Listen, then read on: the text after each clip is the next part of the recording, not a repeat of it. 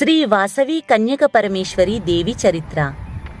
పూర్వం కల్హారునికి కుసుమశ్రేష్ఠి అనే పుత్రుడు కలిగాడు. కుసుమశ్రేష్ఠి కారణజన్ముడు.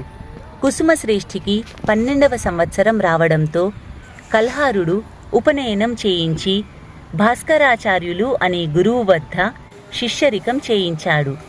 భాస్కరాచార్యులు కుసుమశ్రేష్ఠికి వేదాంగాలతో పాటు సకల విద్యలను నేర్పించాడు.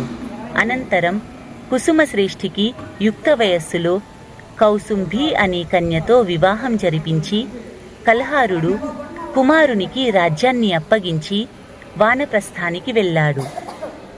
ప్రజారంజకంగా పాలన చేస్తున్న కుసుమశ్రేష్ఠి దంపతులకు ఎన్నో సౌఖ్యాలు ఉన్నప్పటికీ చాలా కాలం పాటు